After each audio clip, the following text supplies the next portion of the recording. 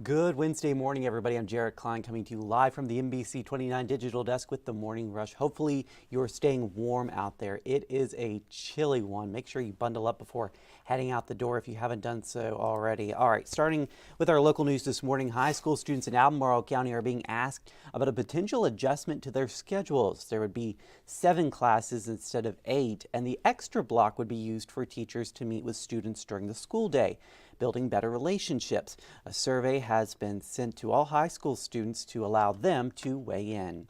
A heads up for people in Greene County. A boil water advisory has been issued for some homes in Ruckersville. This impacts some neighborhoods off Spring Hill Road. We've got the impacted streets highlighted for you there on the map. Greene County Water and Sewer says the measure is precautionary after a water main break on Monday. It says there could be E. coli in the water. You are urged to boil any water that you use, and the problem is expected to be solved within a week.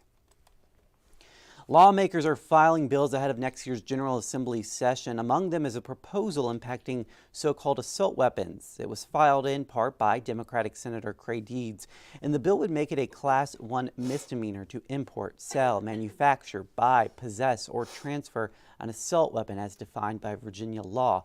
The bill will include some exceptions like firearms that are antiques or permanently inoperable.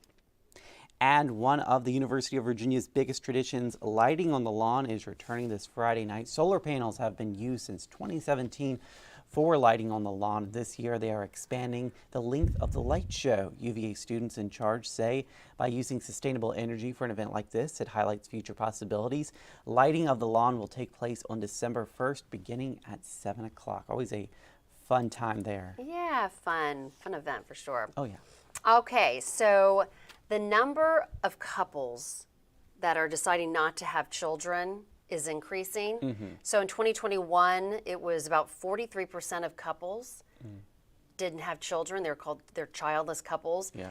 In the coming years, they're predicting it'll be 50%. So half of couples will decide not to have children. Wow. Yeah, and so they're calling them DINK, dual income, no kids. It's a phenomenon. It's rising rapidly. Enough couples are working and living, and they are deciding not to have kids. Yeah, I guess with, rising prices. I was going to say, I always wanted a big family. We have 5 kids. It's expensive. I kind of understand how, costs can really play a role there. And a lot of couples, they just want to have the freedom to travel and do what they want to do too. Yeah, I wonder if it's more so the money aspect, or like you said, it's more just the attitude. They want more time for themselves. Yeah. I guess before even having children. Right. Yeah, So delaying the decision. It's interesting Yeah. what's happening, but Very interesting trend. Yeah, interesting trend to keep an eye out for. All right, so this is a little freaky. So, the shopping carts, they are dirty. Ew. So, experts say, so there's new research that the bacteria on shopping carts is higher than on surfaces of public restrooms, airports, bus stations. I knew I didn't want to hear about I know. So there were 85 shopping carts swabbed, and a lot of them, they contain these digestive tract germs. About 70% of them tested positive for fecal bacteria.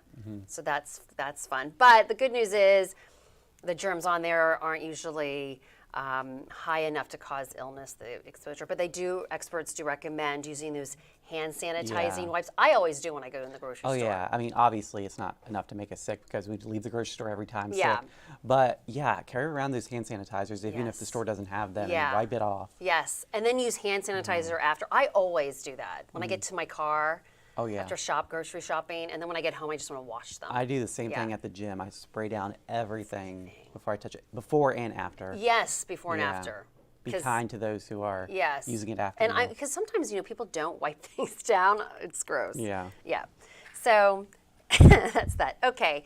Now to end on this, how cute is this? Okay. So these are just some wildlife photographers that have made have made some really great, captured some really great images from around the world. Jellyfish. It's What just, is that? I don't know. It looks like a crab and some sort of fish. Some sort of fish, yeah. Yeah. Aw, that's right? cute. But people can vote on these.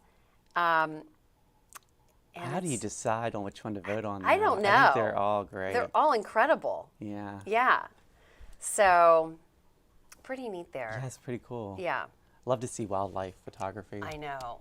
I feel like I would want to be a wildlife photographer, but you'd have to go out to these like different climates, Yeah. like here in the Antarctic. And have patience. And have patience. And for wait these- probably still all day to Yeah. capture that perfect image. And then you've got the danger of the animals being around you, some of them. That's true. That's true. So, yeah, but once it you get is that picture, it's pretty Yeah, cool. pretty All neat. right, thank you, Jennifer. Let's take a look at that 7-day forecast. A high of 43 today, so a bit warmer, but relative to what it was yesterday, it's still chilly out there, so make sure you are bundled up before heading out. And then we are warming back up for the end of the week. A chance of showers on Friday with a high of 51. We'll be in the 60s this weekend, mostly cloudy skies, and we're sticking with that shower chance Sunday into Monday. So make sure you have your umbrella handy by the end of the weekend this weekend. I hope you guys have a great Wednesday out there. Stay warm. We'll see you again on NBC 29 News at noon.